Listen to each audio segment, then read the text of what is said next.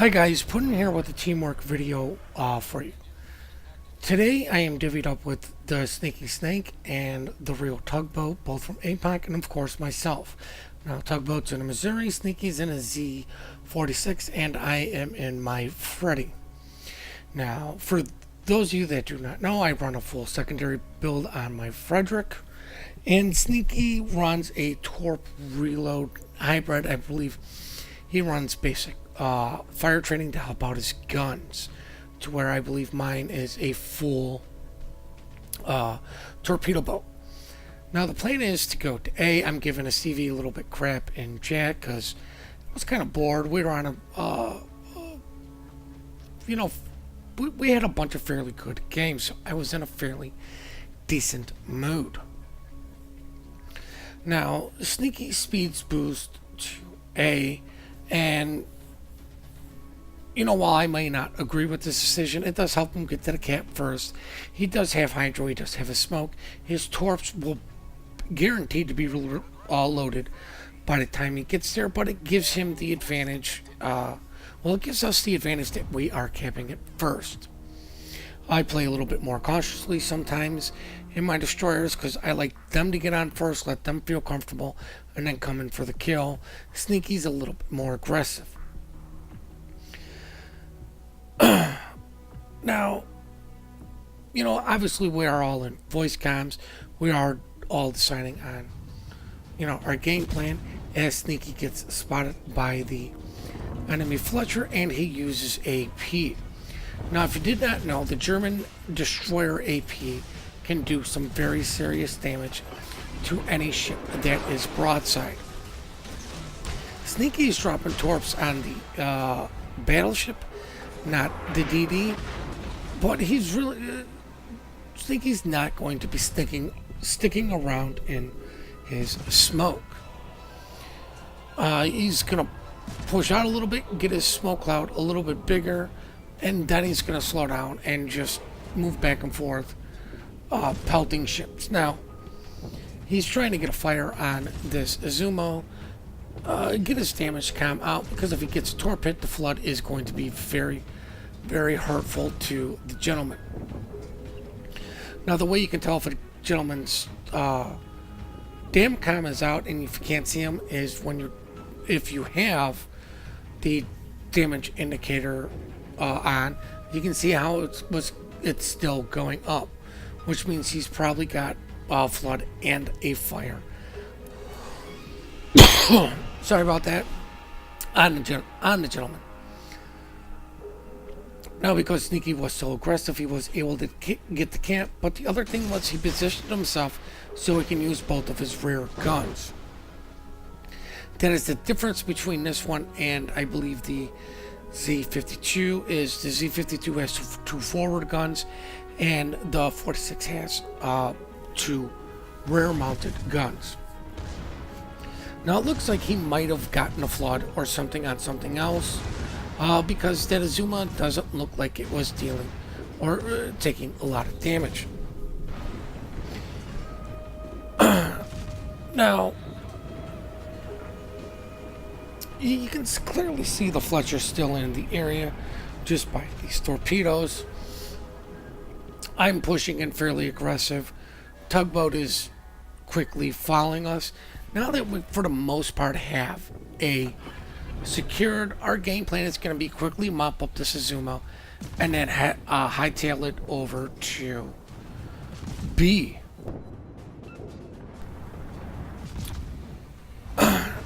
Now, that was put in as a little inside joke, because usually I yell at Sneaky for never smoking me, and guess what? He's not going to smoke me. But no, I give Joe a little bit of crap all throughout, even though he is an excellent player, even though he doesn't have a 100% win rate on his his tier 10 cruisers, he's still an extremely effective, good player. Now I've got my secondaries going to town on that, guys. We're going to cut into my view right after the Izumo. Guys, believe the carrier got him with his torp planes. Kind of a waste on for the carrier to do that drop because the guy was dead anyways. Get my secondaries going on this hipper. But here's the thing, guys. If you are doing CVs or something and you see a ship that extremely low and you do have all of your planes, don't waste your full strike on that. It's hurting you getting damage, which is hurting your experience. If he had like one dive bomber left after he just nuked something else, sure, why not? It's a target of opportunity. It's going to help you cycle your planes a little bit faster, keep them together. Gonna take a crack at this Ibuki. I immediately switched my secondaries to the Mahan. Told Joe he really didn't need it to shoot at him, but you know what? A dead DD is for us is a good DD. Now, after seeing that gentleman there, I'm gonna take this way. Now, the reason I'm taking this way and not going where Tugboat is going is because I figured torps are coming from the Mahan. The enemy team is on the other side. That's the side I don't want to push on. Is poor Tug eats every single torpedo. Now, after seeing that, we now know there's another destroyer in this area who is obviously cutting out to back to their spawn. You can tell that by the way the torpedoes were coming in. The lead torpedo will tell you the direction, i.e. that one's out in front, so that means the guy is going the opposite way. I'm going to focus on these fighters to try to help out our carrier. Going to take another crack at this Ibuki because he needs to go, because torpedoes and kaplow. Get my citadel and finish that gentleman off. Now, here's the thing, is if you're going to get cross-drop, what you want to do is focus on shooting one squadron and actively dodge the second squadron. Pretty much what you're doing is going to eat torps from the squadron that you're focusing down with your AA just to minimize your losses or minimize your damage. Now, because that carrier forced me to turn, and I'm not a complete idiot, to dodge all the shells, he saves me from whatever destroyer was there. Probably would have just eaten one. Immediately switched my secondaries onto the Atlantic because I want him dead. Immediately switched my secondaries onto the CAG. He's spotted. Torps are going to be in the water, but because I've been doing all this turning, that's been messing with my speed, messing with my course. His first salvo is going to miss, but his second salvo has a slight chance of at least one hitting me. There's the one. Immediately going to put that out. Immediately going to hit my repair party. But that forces me away from the B cap as I'm getting pelted by something, but I need to deal with this Atlanta. I'm begging for the freaking Cyclone to hit because I'm getting tired of getting shot from what's ever behind me, and I kind of need to go broadside against Atlanta. Gonna take a shot at it, and I'm going to kind of angle in towards him just to keep all my secondaries. Now, if you did not know, Atlanta has 4.5 kilometer torpedoes. They are kind of slow, but they're still torpedoes, and they still hurt when they hit.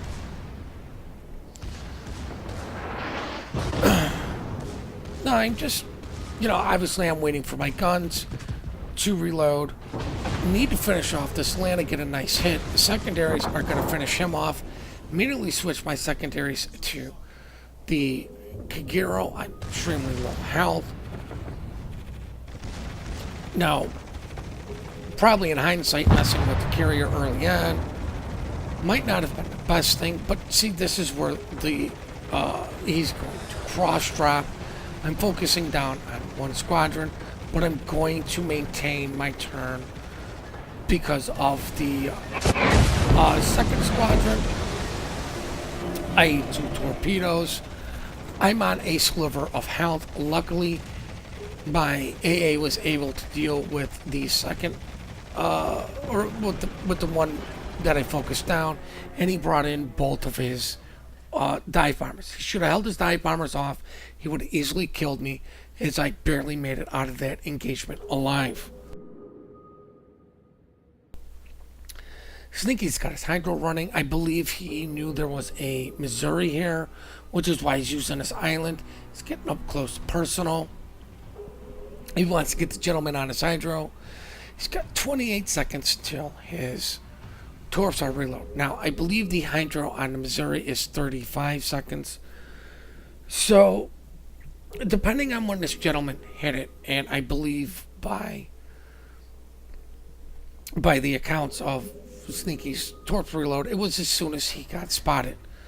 So this radar should be lasting well until Sneaky's torps are reloaded. So if this guy's got half a brain, which it looks like he does, he is turning out. But Sneaky is using that island very effectively to shield him from the Missouri. He's going to pop his smoke because he used his torp reload on how long the Missouri's radar is going to last. Now, at the time of recording of this, or actually at the time in the game, Sneaky did not see in the chat that the Missouri radar was down. So he gets a little hostile at the Missouri, and I tell him, I says, hey, the guy said, it's got like about 90 seconds. But if you did not know, if that Missouri was out of a little bit, if he was past the 8 kilometers for Sneaky, and that Baltimore hit the radar, Sneaky would not be able to see him. That was changed, I believe, about 4 or 5 patches ago.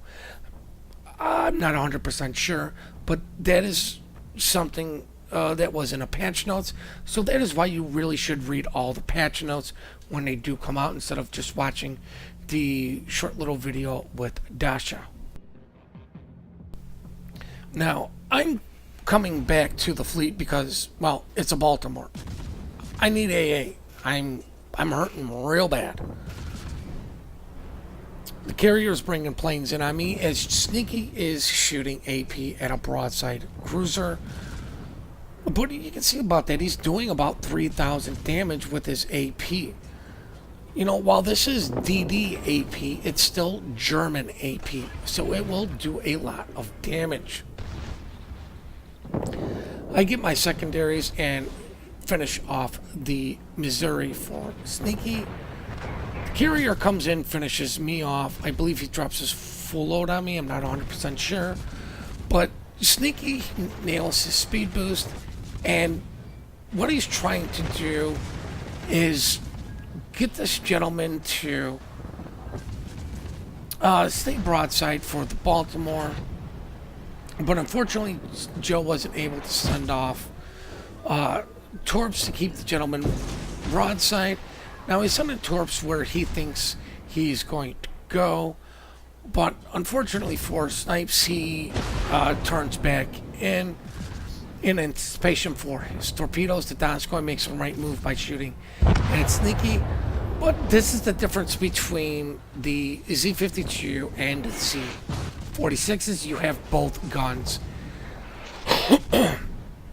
Both guns in the rear, which means you can kite effectively a little bit easier with this than with the Z-52, because you can actually maintain more of a straight course, as he does a nice torpedo dodge there.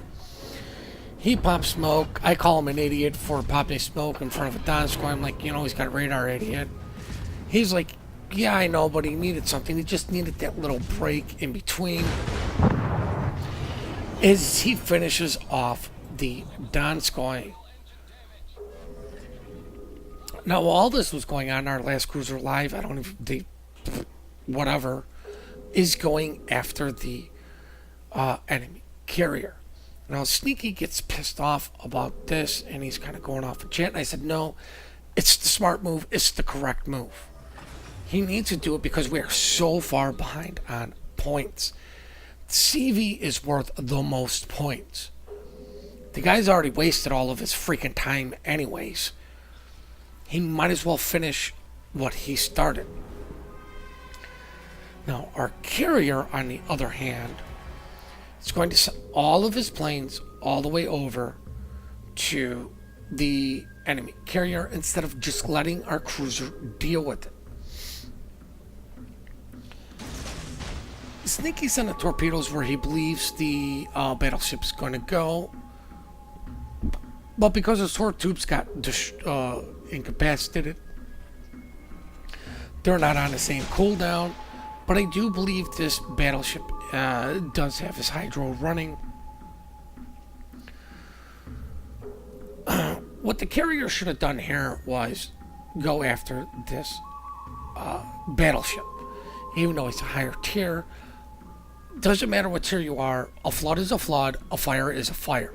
It would have helped out himself because he's two tiers higher, which means it's more experience for him.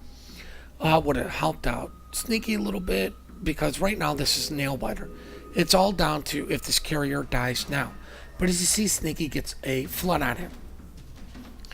If the carrier would have had his planes ready and brought them in, the carrier could have gotten the flood and the fire and done the damage over time.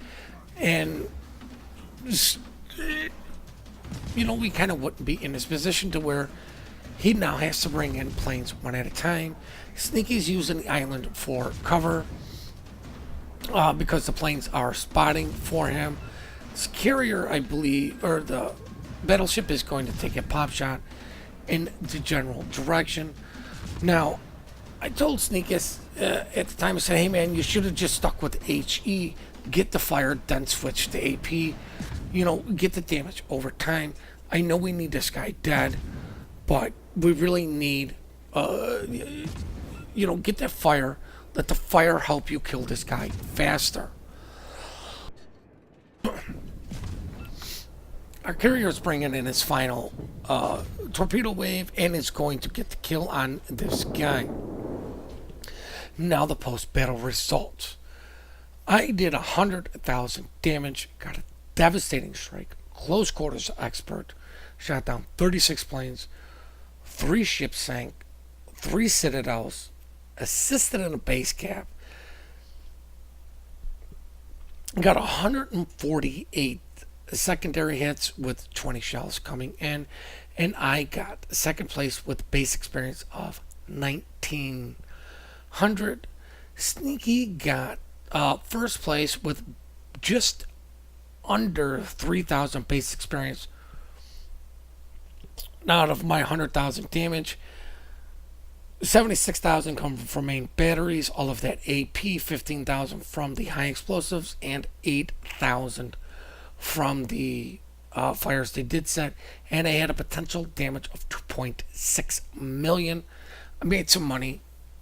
It is what it is. Made some decent elite commander experience. I've got some free experience also. It's the money screen. I barely even talk about it when I do videos. Sneaky did 180,000 damage.